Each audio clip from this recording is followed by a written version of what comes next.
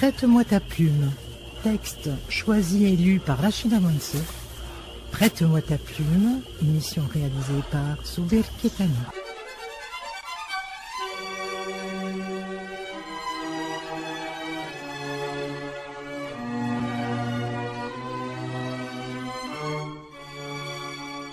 Prête-moi ta plume.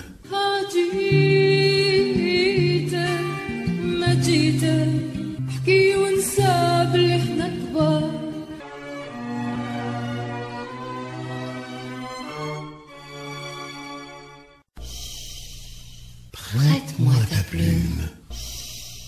Bonsoir, amis auditrices, amis auditeurs.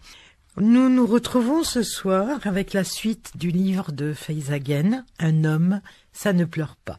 Livre édité en 2014. Et comme je vous le disais hier, par une jeune femme qui a commencé à écrire très très tôt et qui avait été remarquée dans un atelier d'écriture scolaire. Voilà, et suivie par son institutrice qui avait envoyé, sans le lui dire, son manuscrit à la maison Hachette. Et depuis son premier livre, Kif Kif Demain, c'est quelqu'un qui s'est fait beaucoup remarquer, notamment par la description des milieux immigrés, avec un humour cinglant. Voilà, et dans ce livre, Un homme ça ne pleure pas, le narrateur est le jeune garçon de la famille, donc le dernier né. Il a 2 sœurs, et c'est lui, je ne sais pas si je l'ai dit, et c'est lui le narrateur. Bien, nous en sommes donc au 3e chapitre, qui s'appelle « Mina et moi ». Prête-moi ta plume. Notre grand-père paternel a vécu 103 ans en se nourrissant de pain, de miel, de figues et d'olives. Il avait de beaux yeux bleus qui perçaient nos montagnes de l'ouest et une barbe si blanche qu'on aurait cru du coton fraîchement récolté. Sidi Ahmed Chennoun était le plus beau vieux qu'il m'ait été donné de contempler. Il avait pour habitude de s'accroupir quand il s'adressait à nous et demandait à prendre ses repas à la table des enfants. Il avait toujours un tas d'anecdotes. Il avait vécu suffisamment pour traverser les époques, avait vu des guerres, des monnaies changées, des ânes et des trains. Il était passé du télégramme au téléphone portable. Et surtout, il parlait français, et même allemand.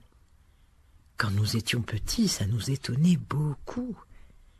Pendant nos vacances en Algérie avec Mina, nous aimions l'observer au petit matin, pratiquer ses ablutions dans la cour de la maison, puis faire sa prière de l'aube. Grand-père n'avait pas peur de mourir. Je comprends mieux pourquoi aujourd'hui. Mais à l'époque, je ne mesurais ni sa foi, ni son humilité. Il est mort, en effet, quelques années plus tard, en se prosternant. C'était la première fois qu'un de mes proches disparaissait. Il y avait eu ce présentateur télé qui animait un jeu sur la une le midi. J'avais été triste, mais c'était différent. Pour mon grand-père, je m'étais dit « Alors, tout ça s'arrête ?» en l'imaginant fermer ses beaux yeux bleus pour la dernière fois. Sidi Ahmed Chennoun était très aimé. À ce qu'on nous a dit, des centaines de personnes sont venues à son enterrement. Le padre était furieux de n'avoir pu y assister. C'était dans la première quinzaine de juillet et tous les vols étaient complets sur Air Algérie. Son chignon bien laqué, une employée de la compagnie tapotait sur le clavier de son ordinateur. Elle lui avait dit, tout en mâchant bruyamment un chewing-gum: « Je suis désolée, monsieur Chennoun, il n'y a rien. Aucun siège disponible. Tous les vols sont complets. C'est dommage. Si votre père était mort ne serait-ce que 2 jours plus tôt, vous auriez pu trouver une place sur le vol de 12h55. C'est pas de chance. » Le padre a eu du mal à digérer. Il avait dit à cette femme qui semblait tout ignorer d'un deuil difficile: « Qui a bien pu t'éduquer de cette façon? Des ânes, des chiens, des... » Mina, elle, a toujours été très influencée par notre grand-père. Elle est sûrement celle qui évoque son souvenir le plus souvent. Au fond, elle a une tendresse globale pour les vieux. Adolescente, elle passait ses mercredis après-midi à jouer au Scrabble à la maison de retraite de la Colline Fleurie, derrière l'hôtel de ville. De retour à la maison, elle sentait la laque et la friperie. Elle y travaille désormais et traîne toujours cette odeur avec elle. Les parties de Scrabble sont les mêmes, bien que ses anciens adversaires soient tous morts. À 20 ans, Mina a rencontré Jalil, un aide-soignant de la maison de retraite qui n'a pas traîné pour venir demander sa main. Pour l'occasion, il avait amené ses frères, ses parents, sa sœur, la voisine de sa mère, qu'il allaitait quand il était nourrisson, son cousin par alliance et d'autres personnes dont je ne me souviens pas. D'ailleurs, on aurait pu faire entrer les Rolling Stones dans notre salon sans leur prêter la moindre attention.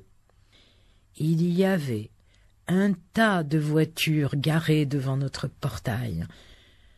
Ça ressemblait au défilé militaire du 14 juillet.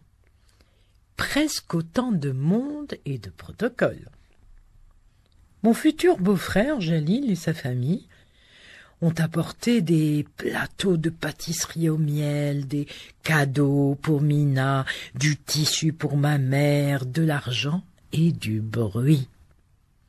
Certains agitaient leurs mouchoirs en chantant, d'autres de petits drapeaux algériens. Les femmes les plus âgées sortaient leur langue presque en entier pour laisser échapper des you-you aigus et impudiques.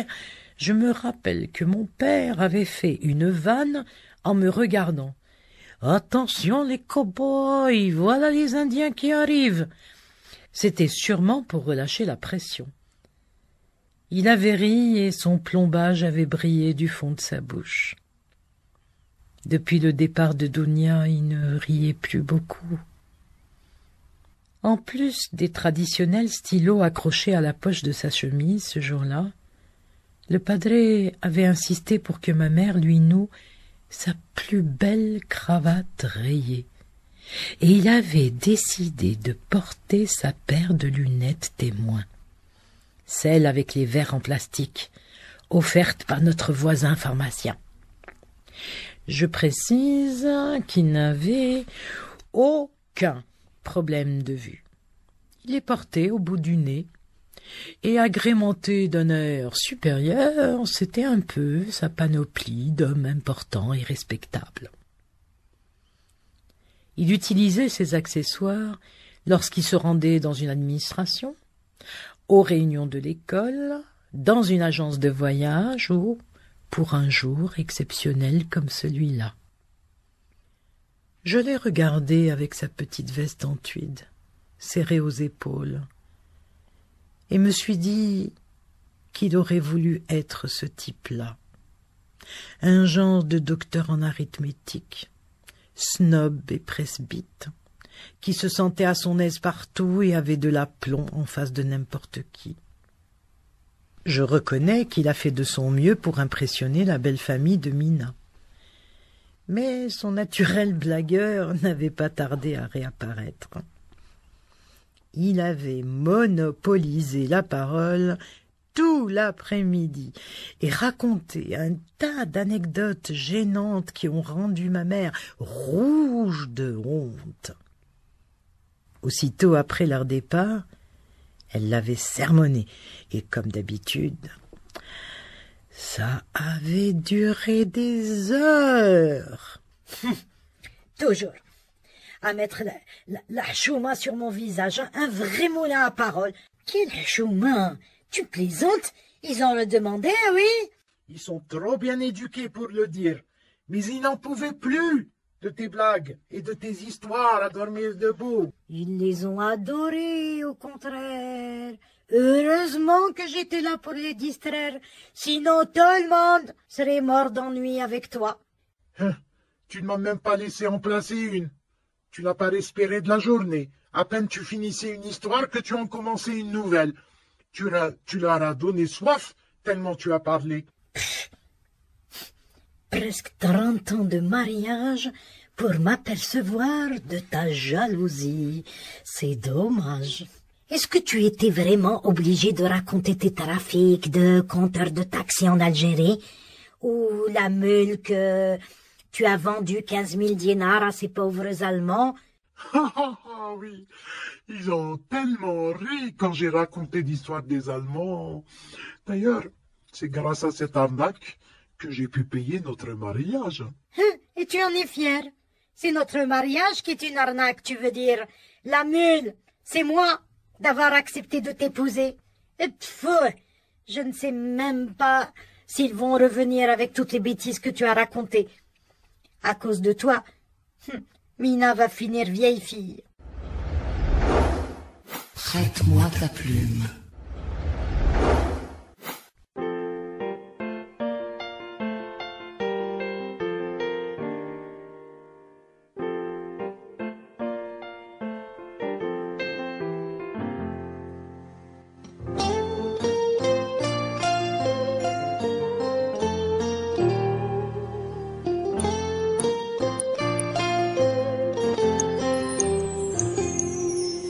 جوني ما كرهت مليت طلع دابي في هذا الغيبة وجوني ما كرهت مليت طلع دابي في هذا الغيبة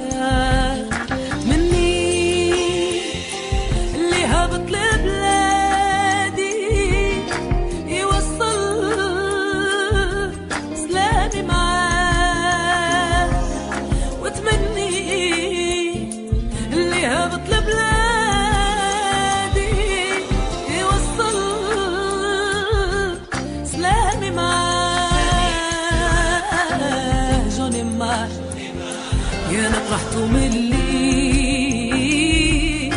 طلع دابي فات الغيبة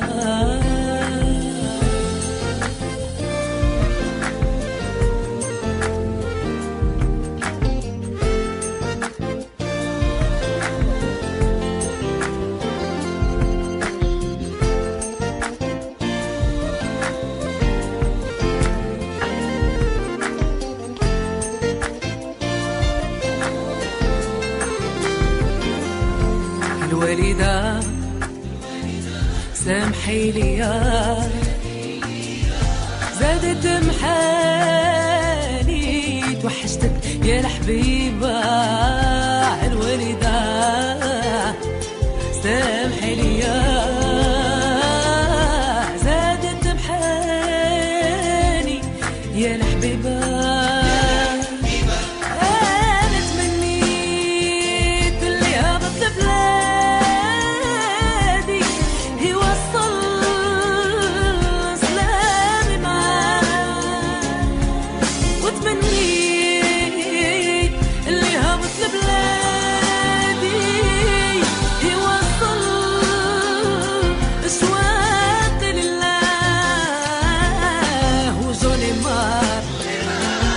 كرهت ملي طلع دابي في هذا الغيبة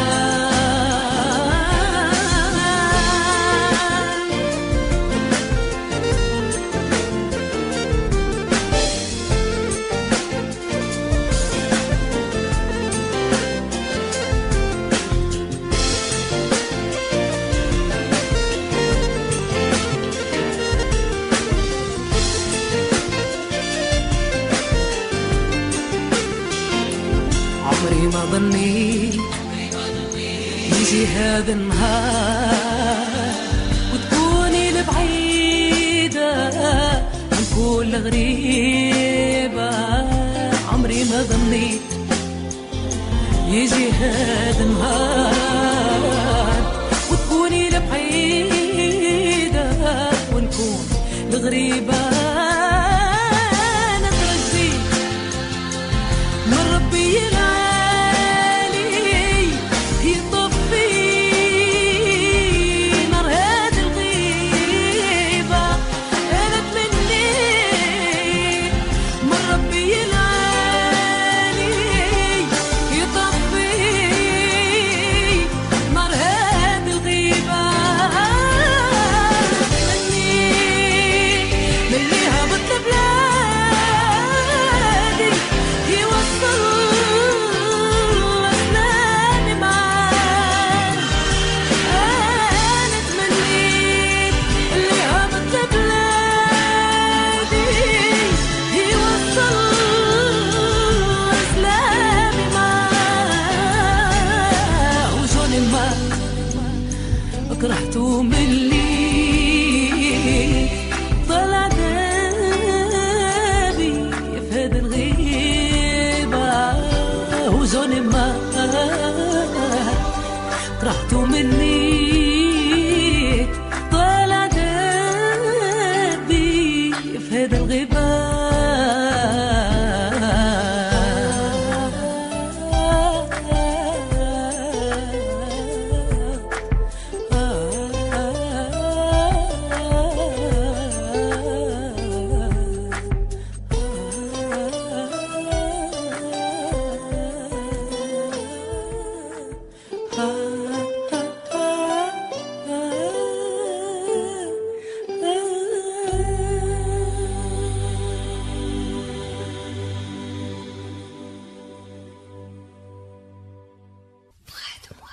Prête-moi ta plume. Mes parents ont toujours été fous l'un de l'autre.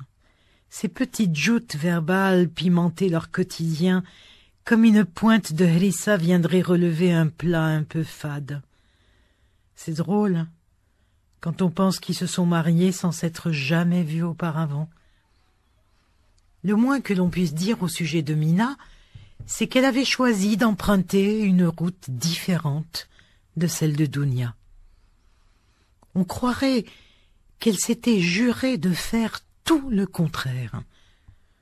Je la soupçonne d'avoir vécu avec la crainte de décevoir nos parents à son tour. Pour elle, la famille, c'est sacré. Je revois le jour où l'imam a procédé à son union religieuse. Aujourd'hui, ils ont 3 enfants, une fille et 2 garçons, Khadija, Mohamed et Abou Bakr. Ma mère dit qu'ils ont la baraka. Dieu leur a donné des facilités. Mina est fertile. D'ailleurs, quand Mina lui a annoncé sa 3e grossesse, elle lui a répondu « Hamdoulillah, c'est une bonne nouvelle. Mais ma fille, dis-moi, qu'est-ce que tu manges, du terreau ?» Ils ont emménagé à 2 rues de la maison. Jalil sait combien Mina a besoin de rester proche de ma mère, et vice-versa. Au fil du temps, elle était devenue la nouvelle sœur aînée. Elle avait obtenu son diplôme d'aide-soignante en gériatrie, par amour pour le 3e âge. Et lorsqu'elle a repris le travail, elle laissait les enfants en garde à leur grand-mère, ce qui ne pouvait que ravir cette dernière. On avait trouvé un équilibre, sans l'autre. C'est comme ça qu'on parlait d'elle désormais, les rares fois où on parlait encore d'elle.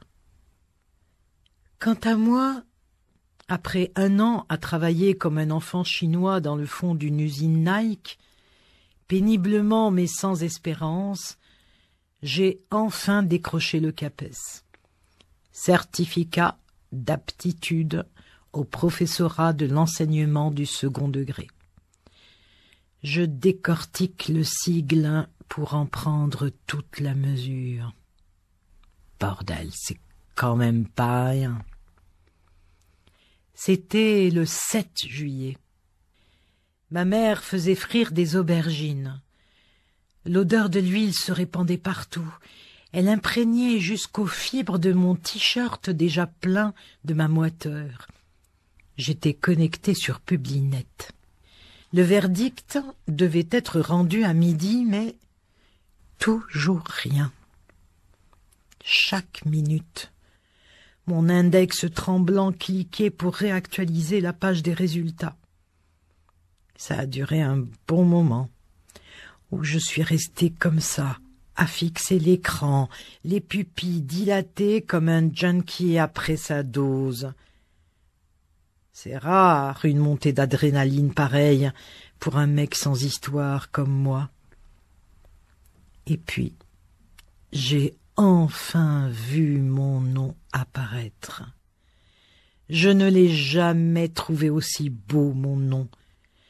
Je me suis levée lentement en silence et j'ai pleuré en me frottant le dessus du crâne.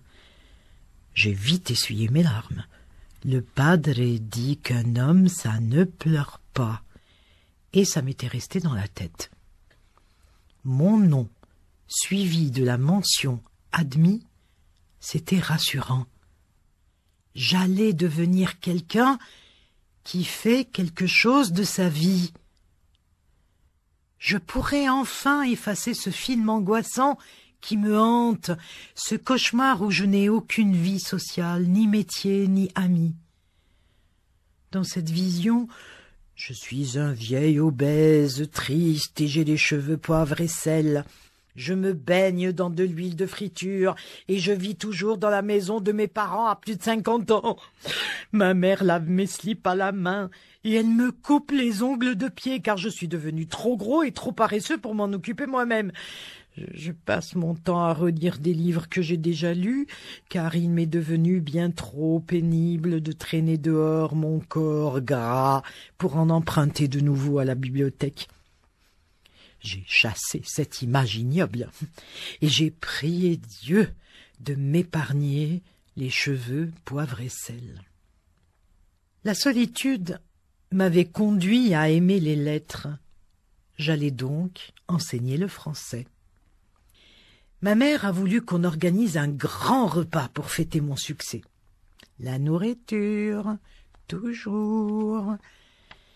Elle a proposé de préparer un couscous.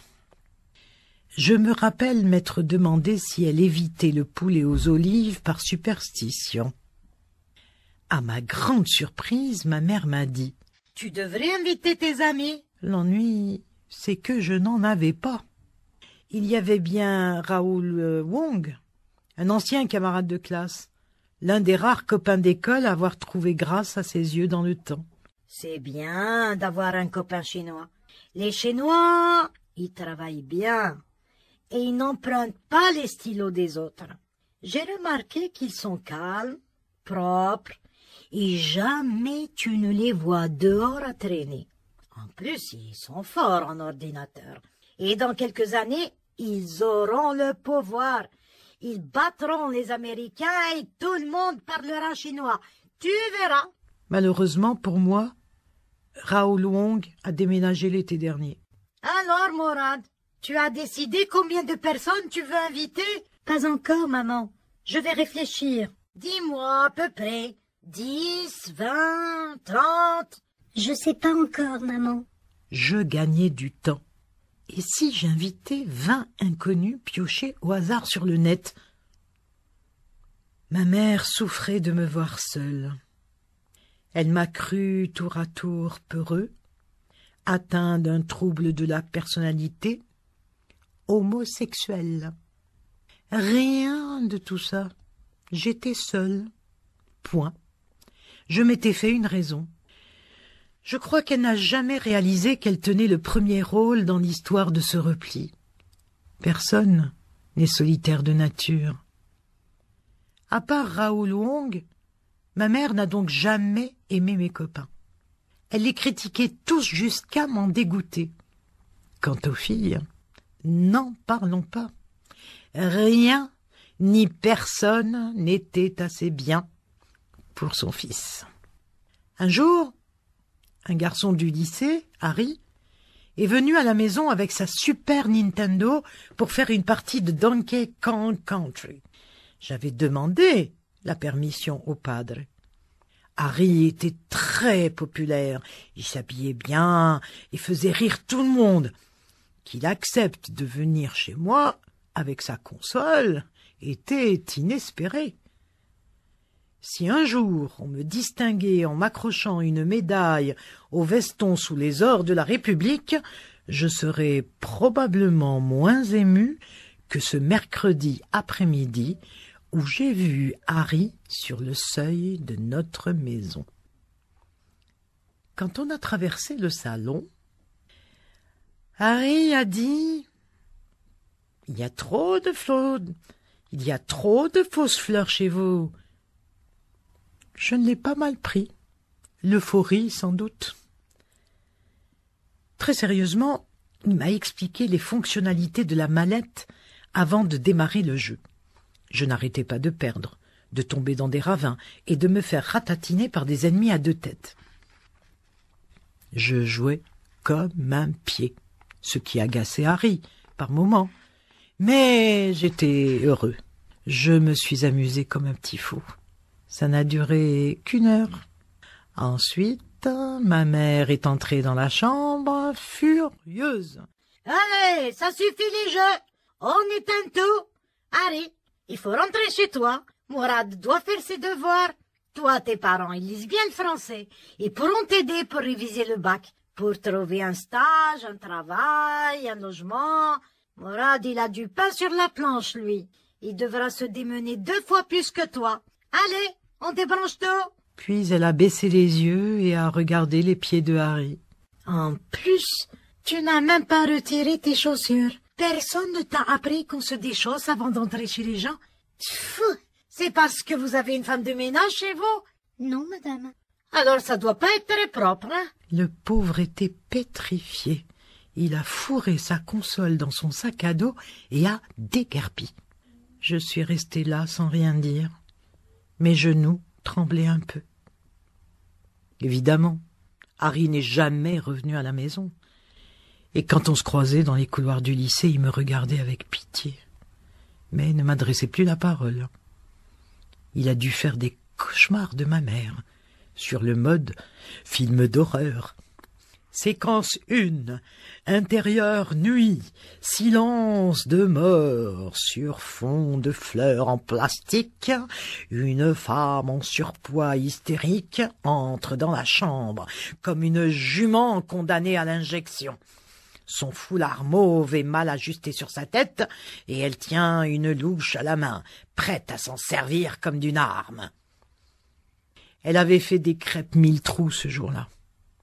Quand je me suis retrouvée seule, je n'ai pas voulu qu'on m'entende pleurer. Alors j'ai plongé la figure dans ma thé d'oreiller. Oui, le padre m'avait définitivement fourré ça dans le crâne. Un homme, ça ne pleure pas. Comme un soulagement, il est rentré à la maison peu de temps après, et il avait bien senti que quelque chose s'était passé. Peut-être les crêpes avaient-elles un arrière-goût. Il m'a fait cracher le morceau sans difficulté. C'est sans doute la seule fois où je l'ai vu vraiment en colère contre ma mère. Il trouvait ça honteux. Tu te rends compte? Et les parents du petit, qu'est-ce qu'ils vont penser? Ils vont nous prendre pour des sauvages, sans éducation. Leur fils doit déjà avoir un compte épargne bien rempli, hein. Ils s'en ficheront. Qu'est-ce que tu racontes? En plus, tu joues la forte tête. Tu ne vois pas que tu le rends malheureux? Il a 16 ans, ce n'est plus un bébé. Tu veux qu'il nous quitte à son tour? À ce rythme-là, à 18 ans, il aura fait ses valises. Et il faudra pas te plaindre. Tu veux tous les faire fuir? Qu'est-ce que tu essayes de dire? Vas-y, dis le fond de ta pensée. Tu as très bien compris.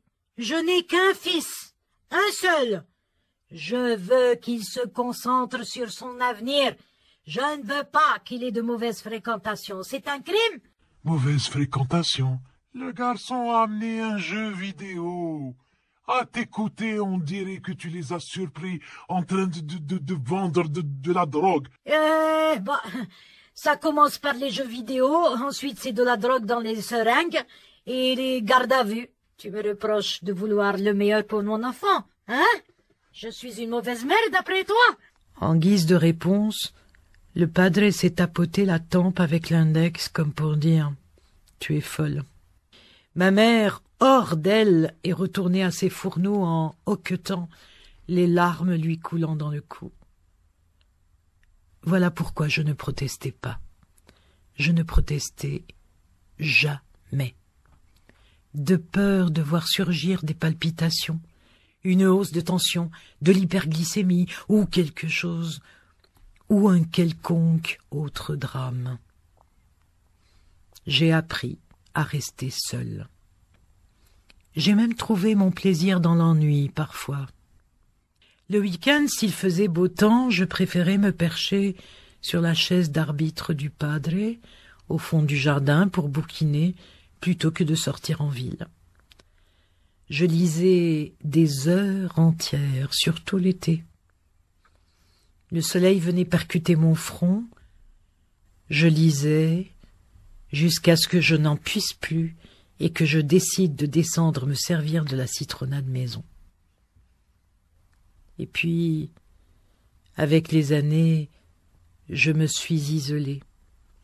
J'ai même fini par penser que ma mère n'avait pas tout à fait tort. C'est vrai, après tout. Les gars de mon âge ne pensent qu'à forniquer sur la banquette arrière de leur Twingo 3 portes ornée d'un A, jeune conducteur.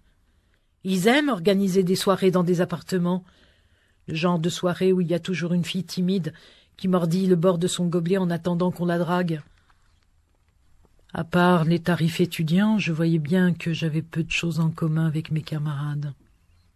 J'étais à l'écart, et je les observais en les imaginant dans 20 ans, sous crédit immobilier, roulant dans un break familial et pensant à la manière dont ils demanderaient leur prochaine augmentation de salaire, quitte à flatter un patron hautain et bedonnant. Je ne me faisais plus beaucoup d'illusions. Il était peu probable qu'on m'affecte dans le coin. L'Académie de Nice était l'un des souhaits les plus récurrents des professeurs de l'éducation nationale. On privilégiait les anciens, les gens mariés, les parents, ceux qui sont tout ça à la fois surtout. Ça doit être pareil dans la police. C'est comme ça qu'un gars, l'accent marseillais, se retrouve collé au bitume triste d'un quartier du 93 et donne à un contrôle d'identité qui tourne mal une saveur provençale. Le padre était inquiet de me voir quitter le sud à la rentrée suivante. En Seine-Saint-Denis, il y a un gamin de 12 ans qui a poignardé son professeur d'histoire-géographie à cause d'une mauvaise note. Tu te rends compte? Et ma mère qui en rajoutait. Si j'avais su que tu deviendrais professeur, on serait retourné en Algérie après la retraite de votre père. Là-bas, les enseignants sont respectés au moins. Respectés? Avec 30 000 dinars par mois, c'est moins qu'un gendarme qui fait la circulation. Tu dis n'importe quoi, Jamila. Je ne parle pas du salaire. Je parle des élèves. En Algérie, un élève n'agresserait pas son instituteur en lui jetant un livre ou des morceaux de craie au visage comme ils le font ici. Bien sûr qu'il ne lui jetterait pas. Il n'y a ni livre, ni craie. N'importe quoi. Toujours à exagérer. Et fou. Je me sentais coupable à chaque fois que je leur causais du souci. Dans la famille, seule Mina n'a jamais fait de vagues. Comment j'étais, maman, quand j'étais petite? Pourquoi tu veux savoir ça? Oh, par curiosité. Parfois, les enfants me demandent, tu sais. Je ne sais plus, Benté. Tu étais gentille. Comme maintenant, tu étais bien. Je ne faisais jamais de bêtises. Non, tu ne faisais pas tellement de bêtises. Tu étais sage. Et à l'école, j'étais jamais punie? Non. Je réfléchis, mais non. Tu n'étais pas punie. Tu étais gentil aussi à l'école. Tes professeurs disaient toujours, il n'y a rien à dire. Mourad, par contre, il était tout le temps puni, ça, oui. Un jour, il est monté sur le toit de l'école primaire. Il est resté des heures là-haut, perché comme un chat. La directrice m'a téléphoné. Je me souviens, mon cœur palpitait. Il allait sortir de ma poitrine. Elle m'a dit, « Madame Chennoun, je voulais savoir pourquoi Mourad n'est pas en classe aujourd'hui. » J'ai répondu, « Comment ça? Il n'est pas venu en classe. Bien sûr qu'il est en classe. Je l'ai déposé à l'école à 8 heures ce matin. » Oh, mon Dieu, je n'oublierai jamais ce jour. On a fait une alerte enlèvement. J'ai pensé à ces hommes qui ouvrent leur manteau devant les écoles. Je me suis dit, ce Mourad est tellement naïf. Il a dû accepter des bonbons d'un inconnu et monter dans une camionnette blanche. Les gendarmes ont retourné tout le quartier. Et puis, on l'a retrouvé vers 22 heures, sur le toit de l'école, endormi. J'ai crié, quelle honte! Les gens ont dû penser, ils n'ont pas de lit chez eux. Oui, je me souviens, maman. L'histoire est passée dans le journal régional à la télé, et tu l'as enregistrée pour envoyer la cassette en Algérie. Ah bah oui, c'est normal. C'est la première fois que quelqu'un de notre famille passait à la télévision. Prête-moi ta plume. Chapitre 4, l'article. Prête-moi ta plume. Prête-moi ta plume. Prête-moi ta plume. Je n'étais plus le seul de la famille à intéresser la presse. En rentrant du marché couvert ce matin-là, le padre avait un air contrarié, et j'ai deviné qu'il ne s'agissait pas d'un problème de tomates au kilo. Il avait déboutonné son manteau kaki et ôté sa chachia en fourrure noire fébrilement. J'ai toujours trouvé que l'hiver lui donnait l'allure d'un colonel de l'armée russe. Les sourcils froncés, il m'a tendu le journal qu'il avait pris soin de plier en 4 et de ranger dans la poche intérieure de sa veste. Regarde ça. C'était ni ce matin. En couverture, dans un encart, en bas, à gauche, la photo de ma sœur Dounia. La première chose qui m'a frappée, c'est qu'elle s'était coupé les cheveux très courts. Ça lui allait plutôt bien. Alors, pourquoi il y a sa photo dans le journal? Elle est morte? J'ai regardé la figure pétrifiée de mon père et j'ai réalisé qu'il n'était pas contrarié, mais fou d'inquiétude. Non, papa, elle n'est pas morte.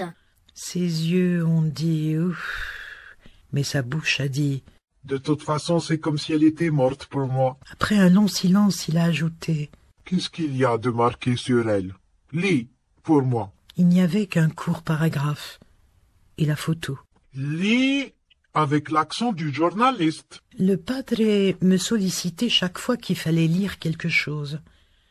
Les ordonnances du docteur Zerbib, un tract de la CGT, les articles de Bien vieillir, un mensuel gratuit, les courriers de la banque et même les catalogues de promotion du supermarché. Et pour chacun de ces documents, si différents qu'ils soient, il tenait absolument à ce que je les lise avec un accent de journaliste. En titre. Avec sa nouvelle liste, l'équipe municipale ose la diversité. Plus bas. Lumière sur Dounia Chenoun, l'atout du maire Yves Peplinski, qui envisage sans doute de séduire un nouvel électorat en vue de sa réélection. La jeune femme, issue de l'immigration algérienne, est une avocate de 36 ans, ambitieuse et déterminée. Après s'être engagée aux côtés de l'association féminine controversée Fière et pas conne, gageons que c'est le début d'une carrière politique prometteuse. N'oubliez pas de vous inscrire sur les listes électorales avant le samedi 31 décembre. Bla bla bla bla bla. Quoi, blablabla, c'est tout? Oui, c'est tout, papa. Pourquoi ils ont écrit « issu de l'immigration » ? Pourquoi ils n'ont pas mis seulement « avocate » ? On a entendu ma mère faire tourner les clés dans la serrure. Avec Mina et les enfants, Elle revenait de la kermesse de l'école. Mohamed et Abou Bakr étaient maquillés en tigre et Khadija en coccinelle. Comment ça se rince? Mon évier va être dégoûtant quand on va la verra la figure. Laisse, je m'en occupe, maman. Merci, Benti. Les petits ont embrassé le padre. Avec des couleurs vives sur la figure, mi-tigre, mi-coccinelle, il s'est tourné vers moi et ses yeux ont dit « On garde l'information secrète. » Oui, le padre a les yeux qui parlent.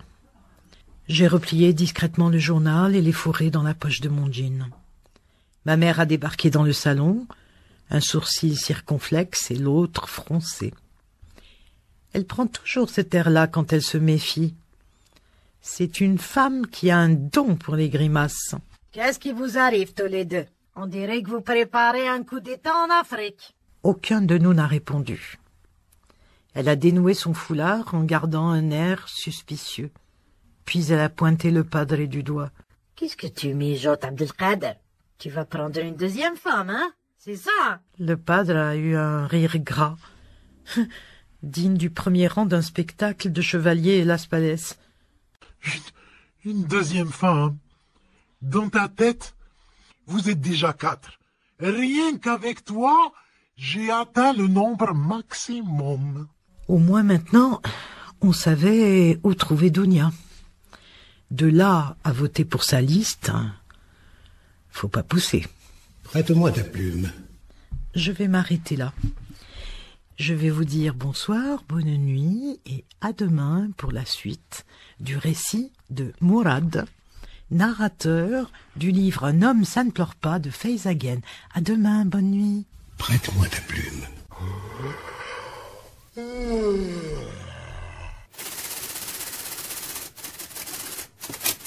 Rachida Monsef, prête-moi ta plume. Texte choisi et lu par Rachida Monsef. Prête-moi ta plume, émission réalisée par Souber Ketani.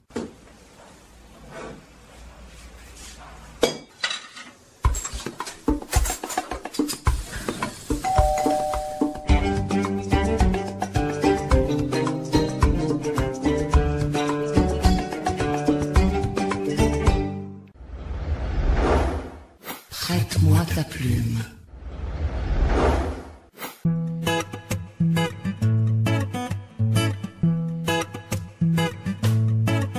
عندي جاري رجل خدام وليد فاميليار زين في الكلام ولا وحدو عن عام في الليل ما يجيه منام يحكالي حكايته عرفت اللي كان نشوالي الدات وراح بلامان قال لي ساعة محياتي بلا تخمام صفامت لي عوام خلوني النوم خلوني النوم خلوني ننسى الهم اللي اداني في هذا اليوم خلوني النوم خلوني النوم خلوني ننسى الهم اللي اداني في هذا اليوم راح نحكي لك حكاية انسان شوك شرح غلاط سي باز انا ديفو بزاف اللي كيفو على نيفو دخل في الخلاط صح صرات هما بزاف غاشي في الدار وعايشين في الدير الجن بدا يفيق قال لهم ما يسلكني حتى واحد دبر صاحبي رفيق مورا ما كروازا ابري دي جور تما حكالو ليستوار قال له ماشي بروبليم تلقاني قدام البحر كي ظلام نهار ما تقولش للدار ما تجيبش لي زار كاين وين ترقدو ما كاش الغبار جيب غير الكواراني تما في الدار كاينه حاجه تنحي لك الكوشمار موفي دي بار جان دي باركا ولا يعرف لا كاليتي والماركه مورا ما طير النفاس قالوا له جاك تحس في روحك دوكا جان تشوكا مسكين مدوخه بانت له مود واحد اخر قالوا زيد نفر نطلع لك قرا واحد اخر تزيد تتبحر يوم ور يوم والفها ولا ما يقدرش يرقد بلا ما يتكيفها محوش يفهم الحق وين طاح موك كيما هجي يفها ولا طلاطوس ما دير له والو ولا يدوموندي ماكسيموم زط لا كاش يشرب ليسونسيال يسي كيفاش ينسى الهموم سقسيوني اليوم على حالته مر ما تحوز مدي كيسني فيه بيكي مرضو ما يدواش حتى سبيطارات بريفيسيان تحالتو كي تفكر يا ماتو اللي كان فيهم بويسون دمو عينيه بكات كي ديكوفرا باللي عنده فيروس في الصون دي زاكسيدون بزاف راهم يصراو في هذا لو كار رايحين كاع فوس بيست الوقت صعاب قليل فينا اللي تكاكا بكاش شحال من مريض بريمي ديسمبر فكروا في السيدا الله يشفي كاع على مرضى واللي جابها ربي لازم بها ترضى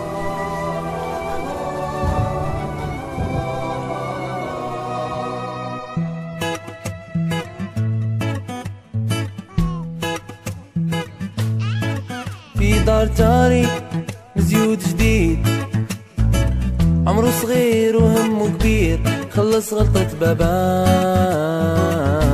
ما عنده ما يدير. إما مسكينة حيران عليه، كيفاش راجلها وسخ يديه وداعا عينته معاه كي تسمع تحيل. خلوني النوم خلوني النوم، خلوني ننسى الهم اللي اداني في هذا اليوم. خلوني النوم خلوني النوم، خلوني ننسى الهم اللي اداني في هذا اليوم. حلوا البيبان النور يبان، خلوني ننسى الهم الكواني ساعة في زمان. حلوا البيبان النور يبان، خلوني ننسى الهم الكواني ساعة في زمان. Prête-moi ta plume. Prête-moi ta plume. Prête-moi ta plume.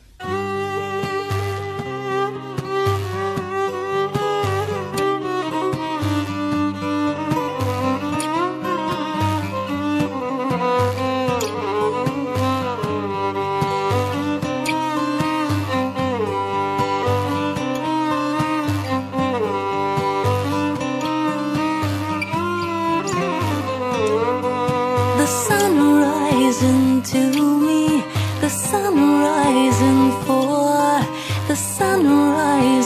for me. I can see the way it comes.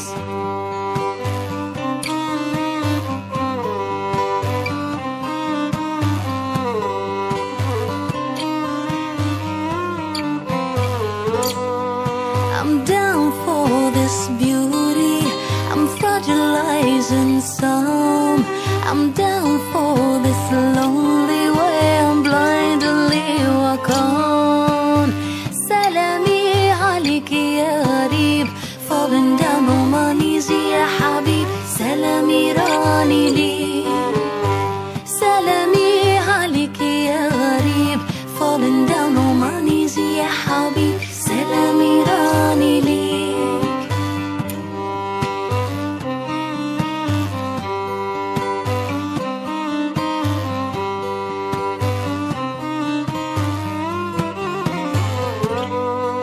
The moon enlightened to me, the moon enlightened for, the moon enlightened for me.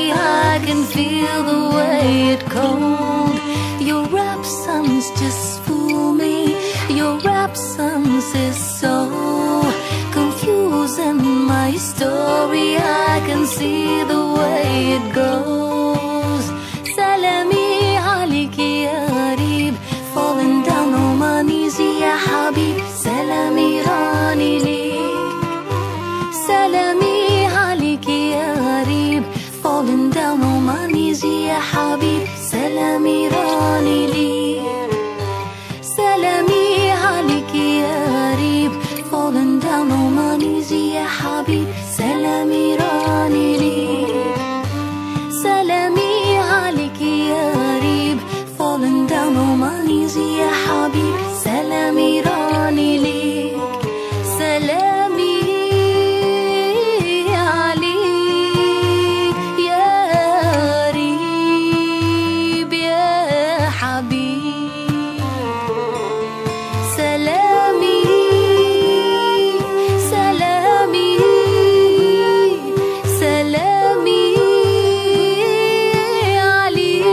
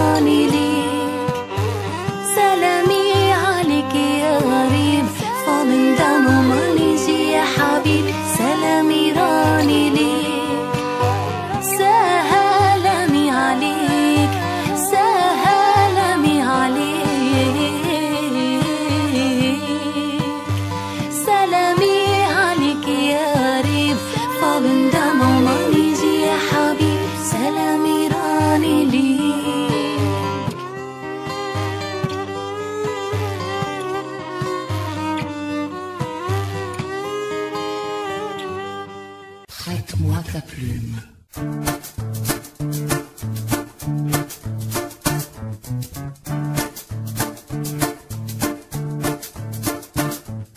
شحال من ساعة عندك في نهار تحضي فيهم بنت الجار، تلبس واش فوق زانتك غالي تقول انا يا سيد الرجال، ما تكرهش وما تعياش من الزوقان ومن الفياش، صورت لها حياتك جنة وقلت لها كيفك ما كانش، بلك توبة قصيرة قصيرة فاقواش دير، روح تخدم على روحك خير وبركبت وصغير، بلك توبة قصيرة قصيرة فاقواش دير، روح تخدم على روحك خير وبركبت وصغير.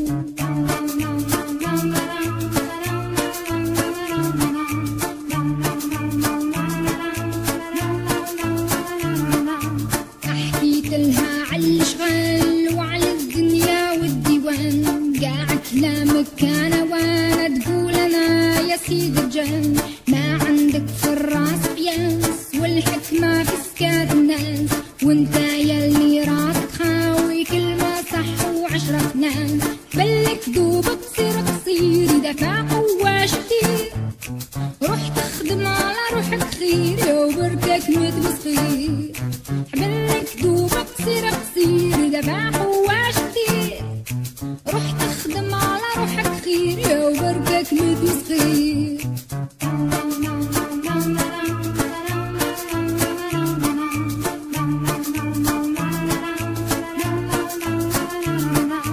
وين الدار والعرس كبير اللي قلت لها وفقي ويصير، خوفك عليها من الناس زعما تسترها في دارك خير، خليتها تامن كلامك وكذوبك عليها يطول، اليوم جات في بنت الجار وغدوة الغام وللفول، حبلك دوبة قصير قصير دفع